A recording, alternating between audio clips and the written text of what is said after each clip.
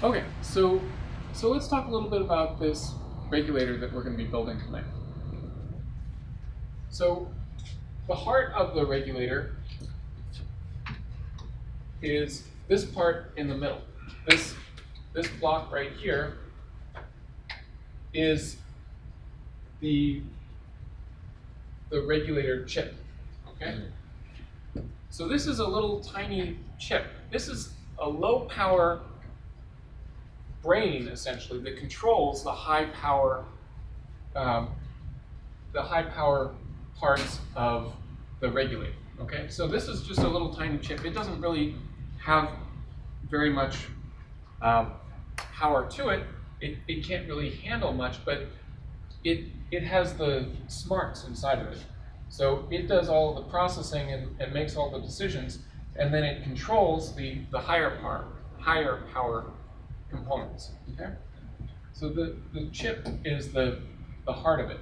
And then we put components around the outside, and they allow us to specify certain things about the output. So let me show you what I mean.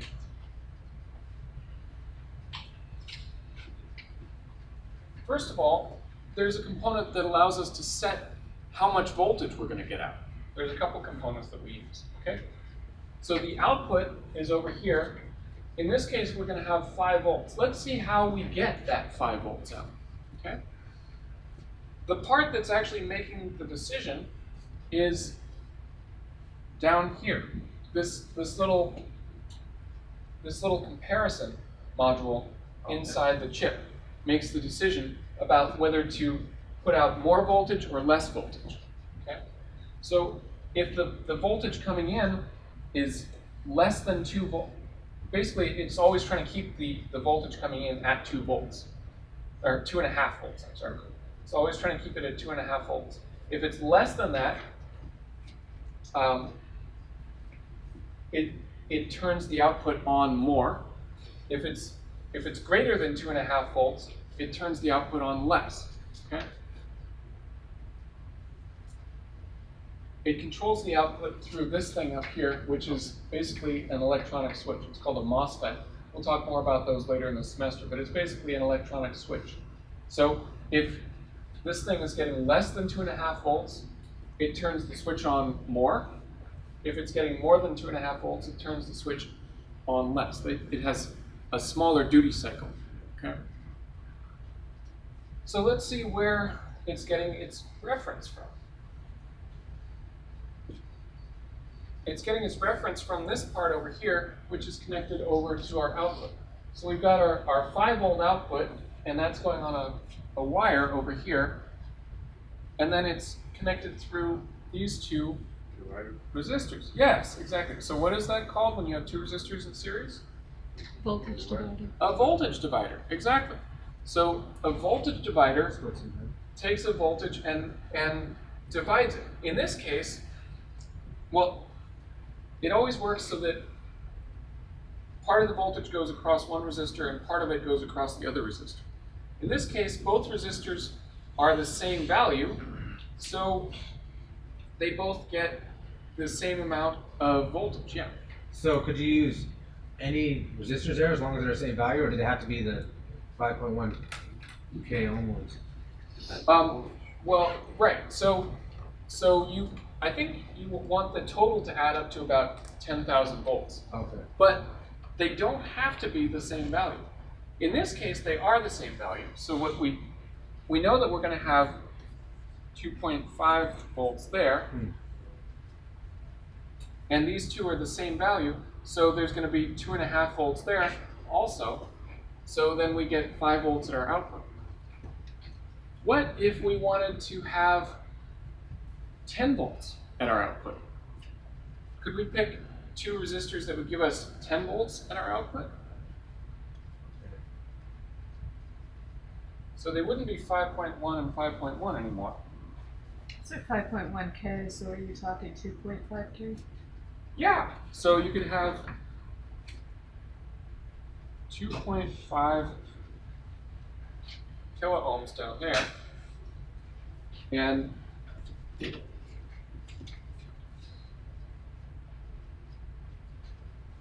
Oh, come on. 2.5 kilo ohms down there. It's either your pen or that part of the board. Yeah, it might be both. Wow. Yeah, there's some oil or something. Anyway, 2.5 kilo ohms down there. And then up here, we know that we want it all to add up to 10 kilo ohms or so. So up here, what would we have? 7.5? Yeah, 7.5 kilo ohms. So we know that we have 2.5 volts there, and then we'd have 7.5 volts across there, which would give us 10 volts on our output. Okay. So you can choose the combination of resistors that you want in order to give you the voltage output that you want. So these resistors allow you to choose the output voltage. It's cool.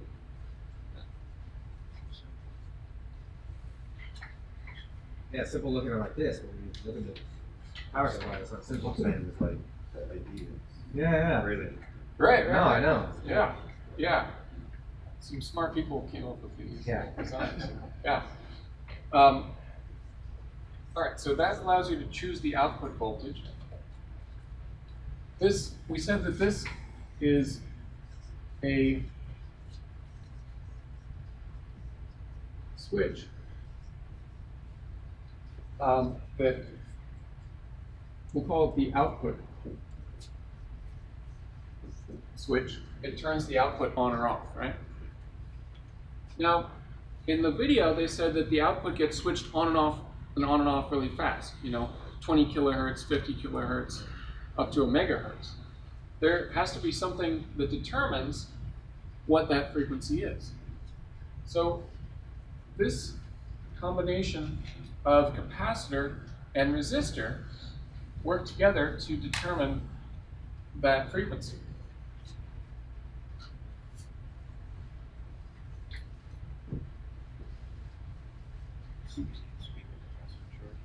Yeah, exactly. How fast the capacitor charges.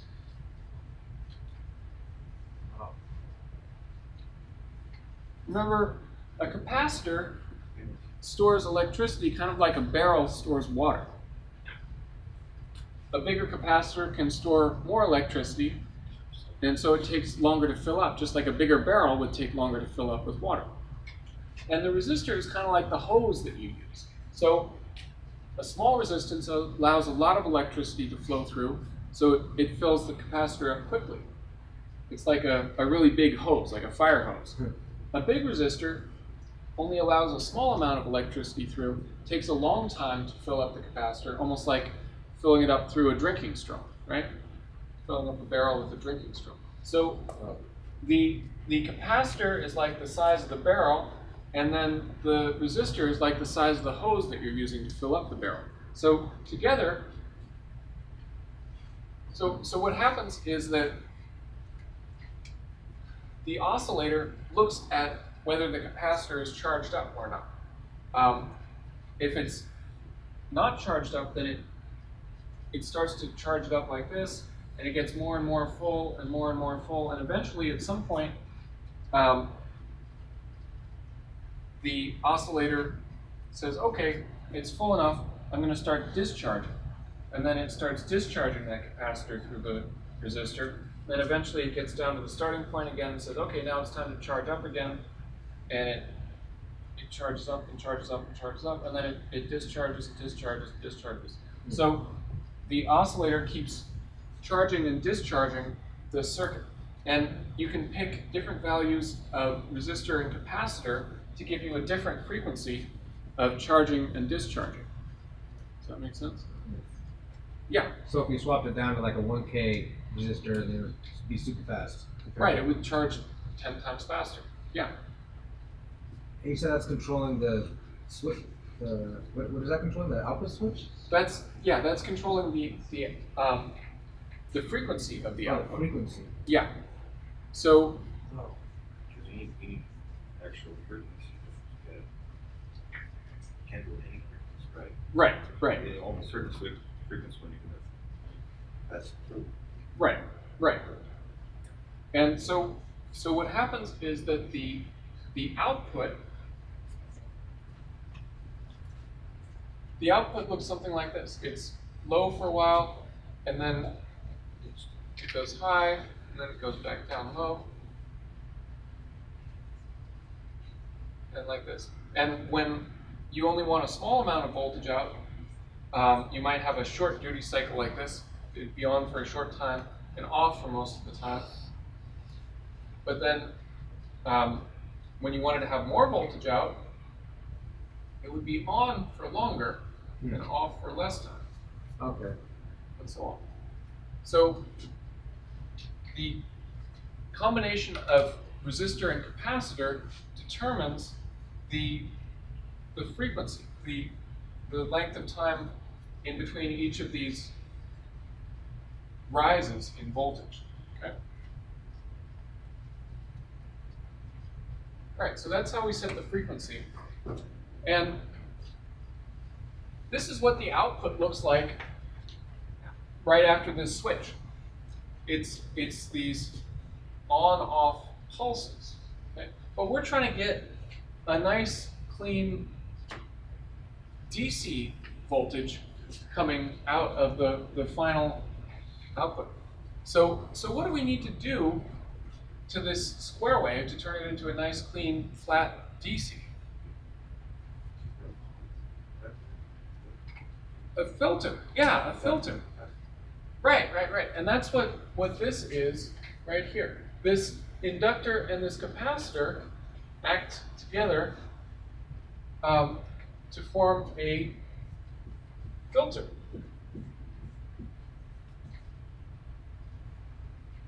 So remember way back in 302, we talked about inductors a little bit, and we said that they allow low frequencies to go through them, and they block out high frequencies. Oh, that's right. And so if you have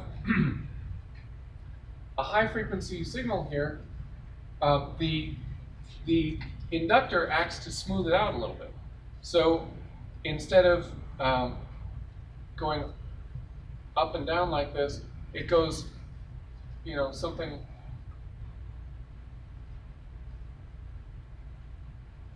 Turn the square wave to sideways. Yeah. So it's more like this. So it's smoothing it out a little bit, okay? And then the capacitor allows high frequencies to go through and blocks out low frequencies. It's kind of the opposite of the inductor. So this capacitor allows the high frequencies to go through down to ground, and it allows the low frequencies to go through. So this capacitor does even more smoothing. So it takes that sort of wavy line and makes it into a nice flat line. Okay? And this is where the high frequency aspect of the switch power supply comes in. Remember they talked about how it was easier to filter high frequency signals. So this switching on and off happens very, very fast, 70,000 times a second, up to a megahertz, which is 1,000,000 times a second. Wow. And since it's switching so fast, the inductor and the capacitor do a very good job of filtering, and they make that line very smooth coming out. Yeah. Now, that capacitor, what kind of value does that mean?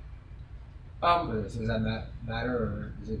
Yeah, so you can choose different values. Again, the bigger the capacitor value, the better job it does at filtering. Okay.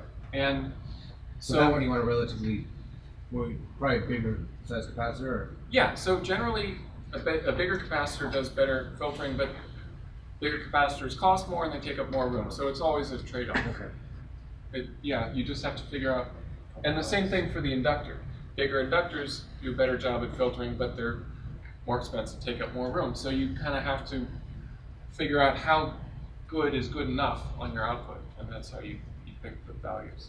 21st century has a couple of them. Yeah, there's always a compromise. Survive. Right. There's no free lunch, right? So, What? yeah. So that's what's going on with the filter. It's taking this square wave digital on-off signal and turning it into a flat DC output. The last piece that's hanging out is down here. It's this resistor. And this is called a current sense resistor. The purpose of this is to make sure that the load is not drawing too much current. So basically, if there was a short circuit in the load, it could damage the thing that was supposed to be powered. It could also damage the power supply. And so the power supply is programmed to turn itself off if there is too much current going through the load. Yeah, for safety. Yeah. So that's what this current sense resistor is for. Let's see how it works. What happens is that it's a very low value, right? In this case, it's 1 ohm, so very small. And the voltage from the top of this resistor is fed back to this little comparator, this current sense comparator inside the chip, and the voltage is compared to a 1 volt reference. So if this voltage at the top of the current sense resistor is greater than 1 volt, then the power supply will shut off. Okay. So we're measuring voltage, but we're supposed to be sensing current. So what's going on? Basically, you can choose the value of this current sense resistor to determine how much current you want to allow. Okay. So let's look at it in this case. We've got a 1 ohm resistor, and we're comparing that to a 1 volt reference. So if we have more than 1 volt across that resistor, we're going to shut off. So let's figure out how much current that is. Is there a law we can use to do that? Ohm's law, exactly. So we say I equals V over R. So in this case, we know that the voltage is 1 volt, and the resistance is 1 ohm. We've chosen 1 ohm. So how much current can we have? 1 amp. 1 amp. Exactly. So this current sense resistor of 1 ohm allows us to have 1 amp of current flowing through our load. Not more, exactly. That's cool. Yeah. So what if we had a load and we knew that we couldn't have,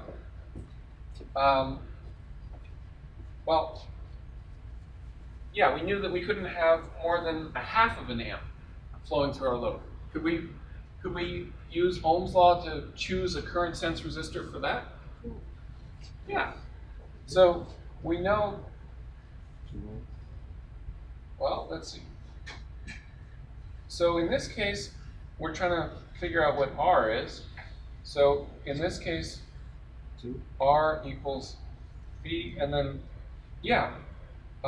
I, in this case, so that's V is always 1 volt, and then I is 0.5 amps. So, yeah, like you said, 1 over 0.5 equals 2 ohms. So if we wanted to have a maximum of half an amp flowing through our load, we would pick a 2 ohm resistor there.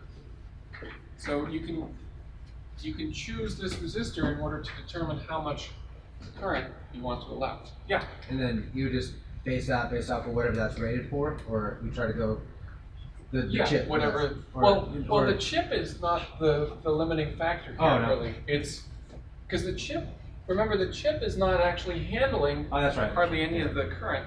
So it would be based on what your load can tolerate and what the other components in your circuit can handle. So if you knew that your MOSFET here could only handle half an amp or something, you would want to go with a 2 ohm load. But if you knew it could handle 5 amps and your load is routinely drawing 3 or 4 amps, then you would need to pick a current sense that allowed for that. Yeah. So so this is a pretty cool chip. It's pretty versatile, and the chip itself is very, very small. It's just like the size of an op amp. So this little chip doesn't handle any of the high power stuff itself. It just has the brain, and then it controls these other components that actually provide the high power. Yeah. So it's kind of like a smart relay almost. Yeah, pretty much. Yeah, it's sending. Well, it controls the relay. I mean, the relay is like a switch. So this is sending out pulses to control the switch. Yeah. Like a relay controller. Yeah. Yeah, it's got a couple of comparators in there. So this one compares the feedback voltage to 2.5 volts and the current sense to 1 volt. Yeah. And then it's got a little bit more in the oscillator circuit that's hooked up to our resistor and capacitor, and then there's a little bit of circuitry to drive the output to make it high or low. But this output is very low power. This couldn't probably even power an LED, right? It's very low power. All it has to do is send a very small control signal to the output switch here, the MOSFET. And we'll see later in the semester that the MOSFETs draw almost no current at all. So this power supply chip that is controlling a whole lot of current actually supplies almost no current itself. So it's just the brain of the whole operation. Yeah. So this is the circuit that we're going to be building in the lab. You'll be given this chip, and then you will attach these other components on the outside. And one note that I wanted to mention is that it's a good idea to wear safety glasses in this lab, because these chips have been known to explode if they're defective or not hooked up entirely in the correct way. Backwards voltage. Yeah. Don't ask me how I know. Yeah. So you'll hook up this circuit, and then you will measure the output on the oscilloscope. You'll measure it at a couple different places. There is a graph that is associated with the resistor and capacitor for the oscillator. Okay, so this graph allows you to figure out what frequency you would get for a certain combination of resistor and capacitor. Oh, that's cool. Yeah, it's called the Nola Graph, and that's very helpful. Basically, about their compressors we create. Oh, and it has the thing right here, the formula. Yeah, there's a formula, and so you can use the formula, or you can just look it up on the table. The table is a little bit confusing, but basically on the left-hand side there's the resistor, and then on the bottom there's the frequency.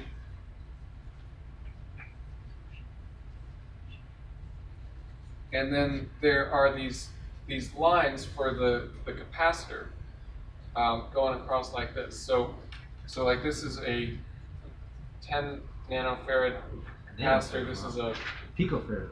Wow. Yeah, 5 nanofarad capacitor, and so on. So you're going to be answering a question based on that also.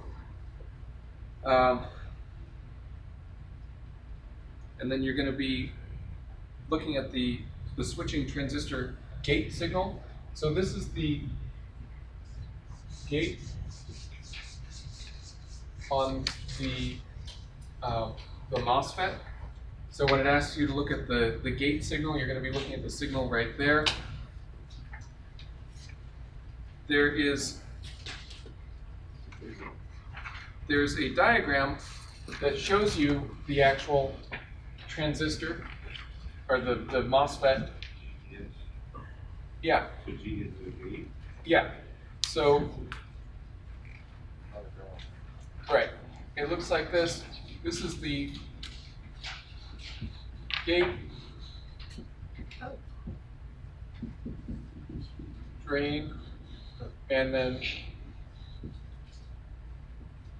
source on the transistor. That's the gate, that's the drain, and that's the source on the actual circuit diagram. Okay? And we'll be learning more about these MOSFETs later in the semester, like I said. But for right now, just think of it as a switch. So I think that's all I wanted to say about the lab. Any questions about that? All right, then you are free to take a break, or you can just get started right away.